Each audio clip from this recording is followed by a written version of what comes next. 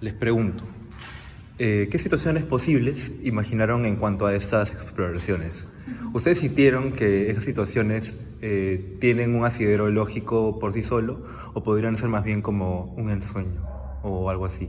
Porque además de eso, también me pareció interesante cómo eso se relaciona con el silencio y con la simultaneidad. Mientras los escuchaba a ustedes tres, cada uno con su poema, también escuchaba el todo y sentía como que había pues un diálogo un poco intrínseco, extraño, que no era el explícito porque no era parte del ejercicio, pero en cada uno pues había también esta necesidad de no solo dar el texto, sino también cada cierto tiempo hacer un silencio.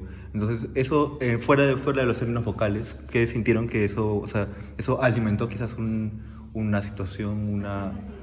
Claro, o sea, por ejemplo, ¿no? En tu exploración vi un montón el dar la palabra, pero también sopesar la idea de una, como del alcanzar algo.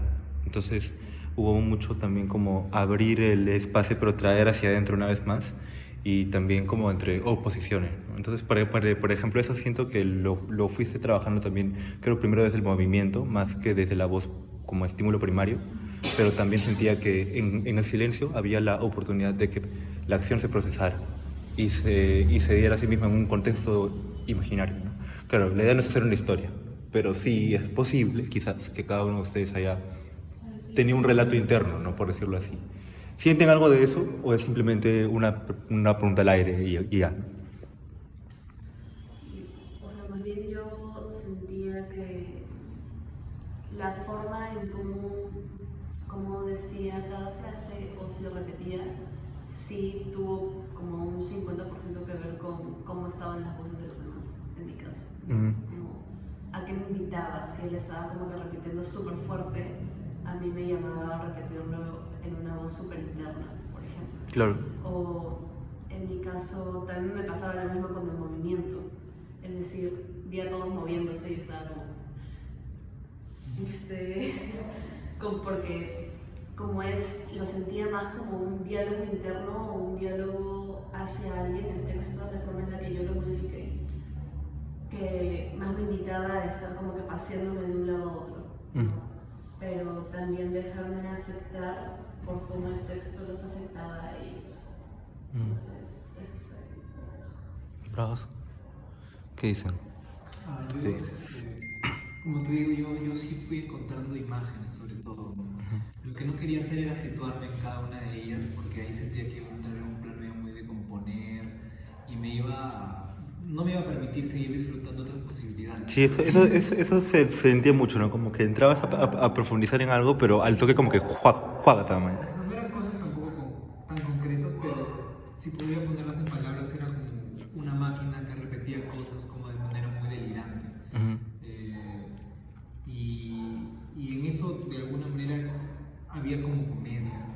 Claro, sí. En la musicalidad había comedia, por la manera en que lo decía, porque subía la velocidad y estaba tan fuera de lo que el poema podría sugerir, porque yo lo he escuchado antes también, lo he leído antes, lo he pensado antes, entonces sí tengo esta idea de lo que para mí es el poema, ya sea en significado, ya sea en musicalidad, etc. Y me iba por un lado tan aparte que no podía evitar muy intuitivamente contrastarlo, ¿no? Claro. ¿Cómo estoy haciendo esto con este poema? ¿No? Sí, me ofreció la casa. Era como tan verdadero que, claro, sí, o sea, entrar con la cuerda de mí mismo como una silla y luego Sí. y es eso, ¿no? Era como una máquina muy juguetona también, como una máquina como de los niños que aprietas y suena como un animal y puedes apretar varias veces el mismo animal. Claro. Y es como algo así de verdad. Sí, sí, mañana. Qué bueno. Qué chévere. Ya. ¿Qué dices tú? ¿Cuál era la pregunta? Me perdí. Sí, la pregunta era, dentro de tu exploración y el sentido que le diste al texto de este reordenar o en esta resignificación, ¿tú encontraste alguna situación posible, imaginaria, que no necesariamente se responde a una historia? Quizás puede ser, porque claro, ¿no? Dentro del poema hay una voz que habla, pero esa voz no es quien recita el poema, pero tampoco necesariamente es quien lo está escribiendo. es simplemente una voz que está ahí en el aire, ¿no? Entonces, la pregunta es, claro, también hay una relación con un otro, ¿no? Y ese otro no necesariamente es un otro anhelado, puede ser simplemente un otro, o ese otro puede ser tú. Entonces, claro, todo eso es una lectura personal que puede o no estar de forma tan sólida, ¿no? Yo te pregunto por ella, o cuáles fueron las sensaciones que te trajo en esos términos, ¿no? Situacionales. En realidad creo que no me he dado, no le he dado el tiempo como para pensar en situaciones concretas.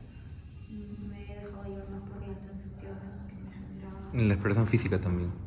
En la expresión física, sí, también. Claro. O sea, no sé, algunas imágenes sí se venían a mi mente, ¿no? Hace como que ver lo de no recuerdo exactamente qué decía el texto, pero esas palabras me generaban ciertas cosas del movimiento, incluso cualidades del movimiento, impulsos, movimientos rápidos, lentos.